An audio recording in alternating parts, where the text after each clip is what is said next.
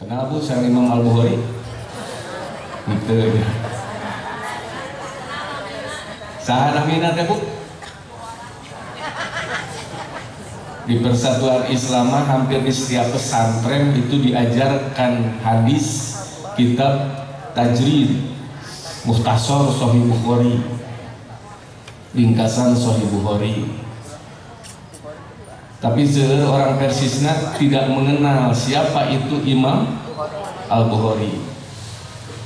Makanya tak kenal maka tak sayang, sehingga Bapak Ibu juga banyak yang tidak mau baca hadis Sahih Bukhari. Pak, sana minat Imam Al-Bukhari teh. Halo? Ayo hadiahnya ya di ketua PC. Nabi nate sami seorang nabi urang sadayana nyaeta Muhammad. Gaduh putra namina Abdullah, numawi gelar nate Abu Abdullah. Abu Abdullah Muhammad. Dan Imam Al-Bukhari itu namanya Muhammad, punya ayah namanya Ismail, punya kakek namanya Ibrahim.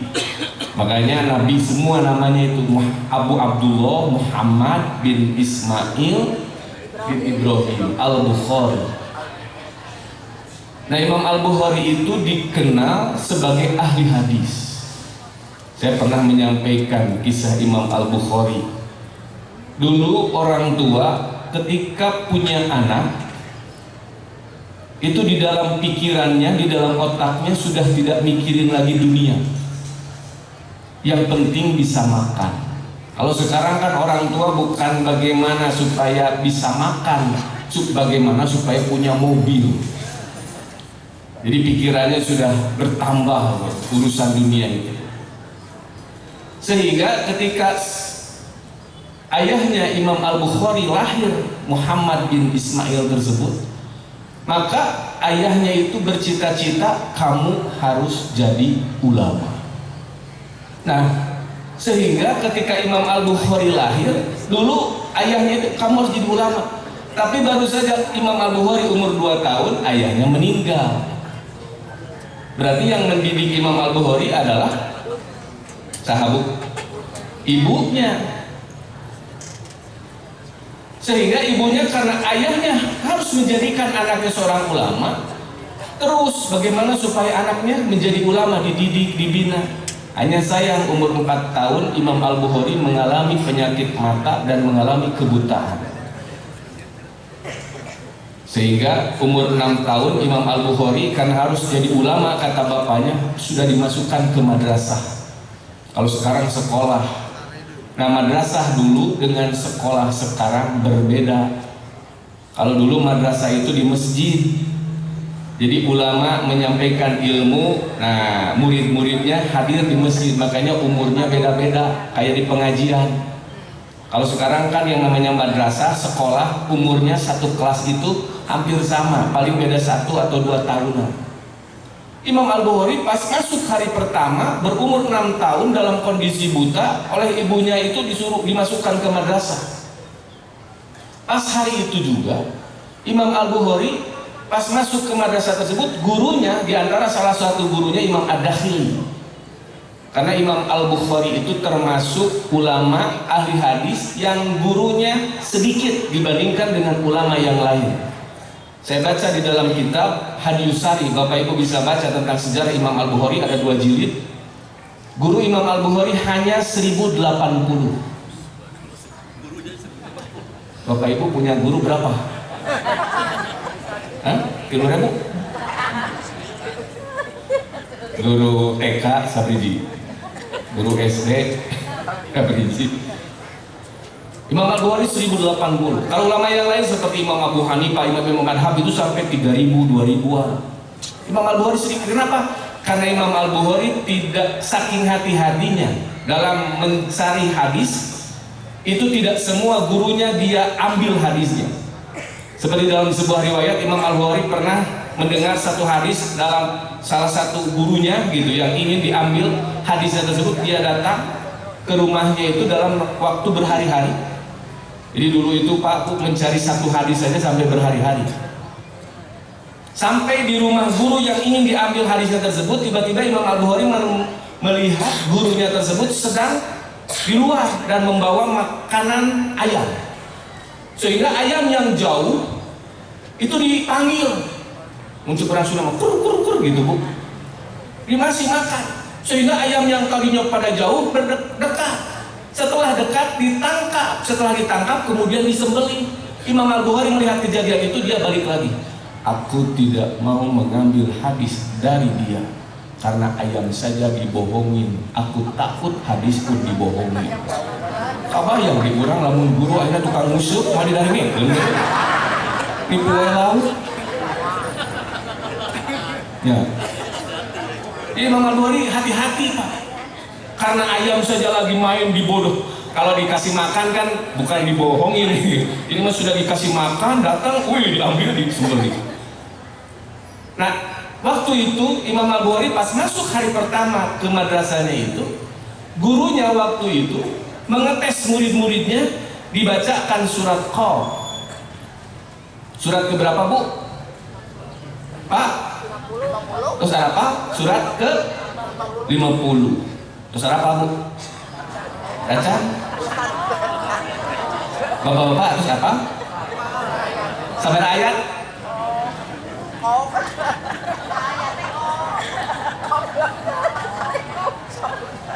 Surat Qaf, surat ke-50 teh aya 45 ayat. Sabar Bu? 45 ayat. Nah, jadi kenging ilmu keberes pengawasan, alhamdulillah kabumi keberes pengawasan Ustaz Arif langsung hafal surat Qaf jumlahna. Sabar Bu?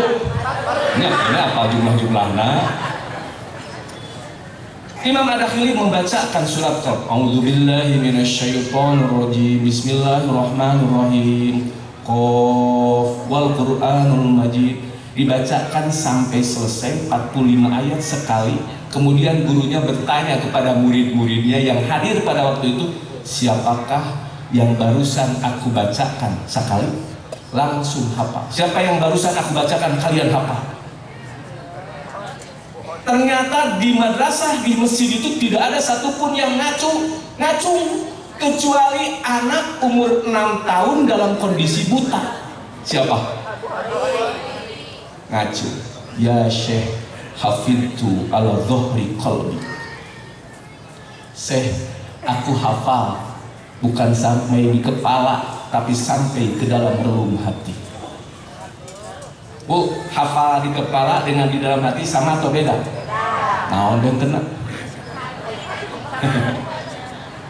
Biasanya kalau sudah di dalam hati itu sudah paham maknanya, dan biasanya susah untuk lupa, karena biasanya ayat Al-Quran yang sering dilupakan oleh manusia itu biasanya karena dia belum mengamalkannya atau belum memahaminya. Dipanggil oleh gurunya tersebut, ya, karena duduk di belakang Bu, merangkak karena dia buta, umur 6 tahun. Pas sampai di depan, Iqra, baca. Imam Ad-Dakhili Pak Bu, ulama besar, gurunya Imam Al-Bukhari, dia tahu benar walaupun dia kondisi buta, dia berumur 6 tahun, dibacakan sekali langsung hafal. Karena Bapak Ibu juga bisa sebenarnya. Saya bacakan satu kali, Alif Lam Mim, langsung apa tuh? Tuh kan, jadi biasa. Yang biasa ayat. Imam Al-Bukhari mah 45 ayat.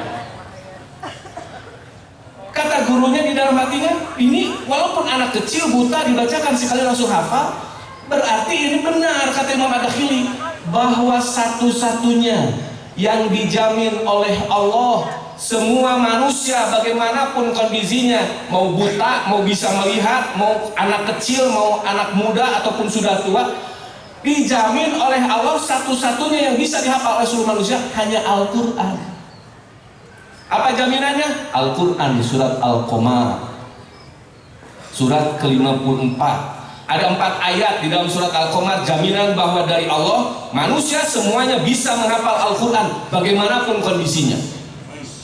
1 ayat ke-17, 2 ayat ke-22, 3 ayat ke-32, 4 ayat ke-40. Ayat seberapa Bu? 17, 22, 32, 40. 4 ayat jaminan dari Allah bahwa Al-Quran ini mudah dihafalkan. 4 ayat tersebut sama di dalam Al-Quran surat Al-Qamar tadi. Walaqad yassarnal Qur'ana lidzikri. Yassarna, apa yassarna? Mudah, gampang. Dan kami telah mudahkan untuk kalian. Al-Quran itu lidzikri, untuk dihafalkan. Makanya Imam Ad-Dakhili ketika Imam Al-Bukhari buta, dia tahu. Karena dijamin oleh Allah walaupun buta, umur 6 tahun dibacakan sekali surat Qaf. Berapa ayat bu? Alhamdulillah masih hafal. Iqra Muhammad, baca, kata gurunya. A'udzubillahi minasyaitonirrajim. Bismillahirrahmanirrahim. Qaf wal Qur'an. Sampai selesai 45 ayat dibacakan oleh anak kecil 6 tahun dalam kondisi buta. Panjang pendeknya, tajwid tahsinnya sama persis dengan apa yang dibacakan oleh gurunya. Beres dibacakan, kata gurunya, hasbuka ya wa. Luar biasa, pintar kamu, cerdas kamu, hebat. Sehingga gurunya memuji Imam Al-Bukhari, dan di ujung pembicaraannya kata gurunya itu, wahai Muhammad, engkau ini pantas belajar hadis. Al-Quran itu dijamin Pak oleh Allah bisa dihafal oleh seluruh manusia, tapi tidak ada jaminan dari Allah setiap manusia mudah menghafal hadis. Jadi kalau Al-Quran semuanya dijamin oleh Allah, tapi kalau hadis mah tidak ada jaminan dari Allah. Sehingga kata gurunya, engkau pantas belajar hadis. Pulang Pak ke rumahnya Imam Al-Bukhari. Pas sampai di rumahnya, yang dipanggil ibunya, Umi, hafidtu surat Qaf. Ibu barusan aku sudah hafal surat Qaf. Bu, 6 tahun ke kelas berapa kalau sekarang? Hah? Belum SD? Ibu punya anak 6 tahun dimasukin ke TK, pulang ke rumah hari pertama sudah hafal surat Qaf. Bahagia nggak? Bunga aja bu? Imam Al-Bukhari, Umi, hafidtu surat Qaf. Ditangkep, dipeluk. Budak hari pertama sudah hafal surat Qaf, bangga, bunga kolot. Sehingga Imam Al-Bukhari menceritakan apa yang terjadi. Tadi guru saya begini. Di ujung pembicaraan Imam Al-Bukhari kepada ibunya, Umi, kata guru saya bahwa saya ini pantas belajar hadis. Umi, uridul hadis. Ibu, aku ingin belajar hadis. Ibunya tahu Pak belajar hadis itu karena suaminya atau ayahnya Imam Al-Bukhari, dia juga ulama, ahli hadis. Kalau kita mau belajar hadis harus ditulis. Hadatsana dari siapa ini? Hadatsani atau akhbarona ini dari siapa? Jadi hadis itu harus ditulis. Sementara Imam Al-Bukhari kondisinya buta, mau menulis bagaimana? Maka jawaban ibunya, muncul orang Sunda mah ngabebenyokeun. Aduh, kumaha tuh? Ya budak hayang diajar hadis sementara kondisinya buta. Maka kata ibunya jawabannya ke ngabebenyokeun, ya bunaya iktafi bil Quran tsumma bil hadis. Anaki, sekarang mah belajar aja dulu Al-Qur'an ya. Nanti setelah beres belajar Al-Qur'an baru belajar hadis. Ternyata jawaban itu menyebabkan Imam Al-Bukhari seakan-akan seperti kecewa. Ibunya langsung ditinggalkan sambil bilang, la umi, uridul hadis. Enggak ibu, pokoknya aku ingin belajar hadis. Dia langsung merayap ke tembok rumahnya, kemudian masuk ke kamar. Ibunya melihat kondisi Imam Al-Bukhari begitu, anak buta tapi ingin belajar hadis. Apa yang dilakukan oleh ibunya? Makanya Imam Al-Bukhari itu kunci yang menjadi orang hebat itu adalah seorang ibu. Makanya saya pernah menyampaikan, anak pintar, anak cerdas, anak soleh, solehah itu tergantung ibu. Pertanyaannya, ibunya bisa mendidik begitu gara-gara siapa? Tapi tidak jadi jaminan bapaknya soleh, bapaknya pintar, bapaknya hebat, anaknya bisa seperti bapaknya. Belum tentu. Buktinya Nabi Nuh punya anak siapa? Nah, akhirnya Bapak Ibu, Imam Al-Bukhari masuk ke kamar. Ibunya apa yang dilakukan? Melihat anaknya semangat ingin belajar hadis, dia langsung berwudu, mengambil sajadah, kemudian sholat di kamarnya, bermunajat kepada Allah, berdoa. Ibunya Ibunya Imam Al-Bukhari butuh anaknya ingin bisa, maka yang dipanggilnya adalah Al-Basir. Ya Al-Basir, ya alladzi ala kulli syai'in qadir, a'id basirata bani. Ya Allah yang maha melihat, yang kau mampu atas segala sesuatu, a'id basirata bani, kembalikan mata, penglihatan mata anakku. Itu ibunya, Bu, dibacakan doa sampai berulang-ulang, sampai menangis, sampai kecapean, dan riwayat disebutkan sampai tertidur pulas. Berarti kalau menangis mah emosi. Yang akhirnya Bapak Ibu, ternyata Imam Al-Bukhari ketika itu sedang murojaah surat Qaf, a'udzubillahi minasyaitonir rajim, Qaf wal Qur'anul Majid. Ibunya berdoa di kamarnya.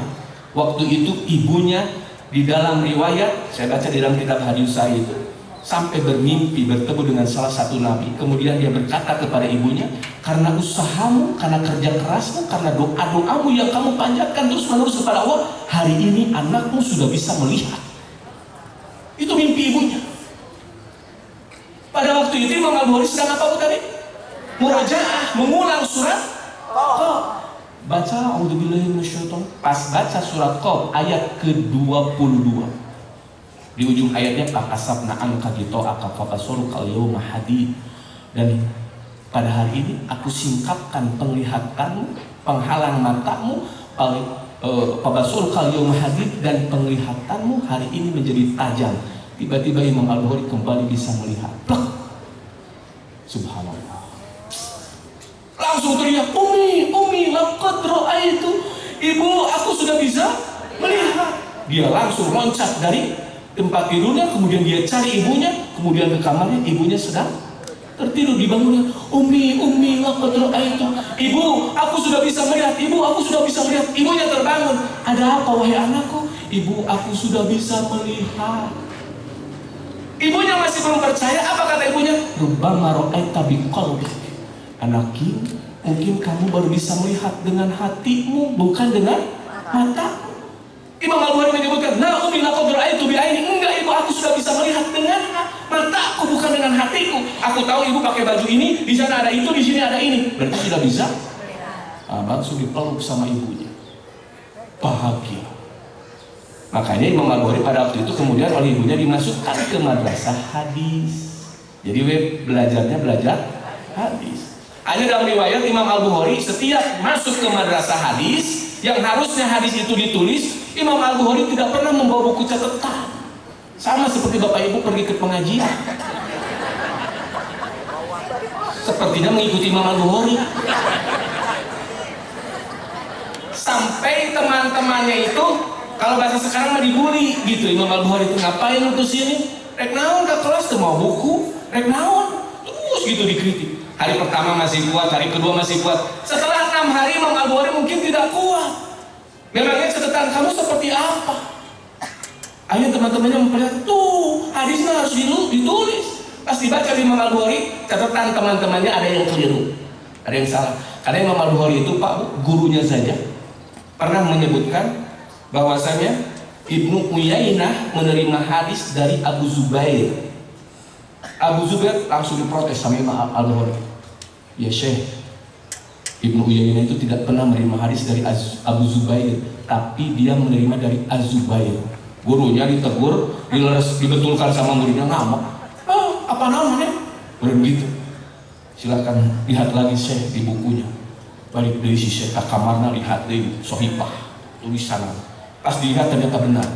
Jadi gurunya menyebutkan Ibnu Uyainah menerima hadis dari Abu Zubair, padahal kata Imam Al-Bukhari dari Az-Zubair. Jadi Abu Zubair dengan Az-Zubair itu beda orang, tapi seperti sama namanya.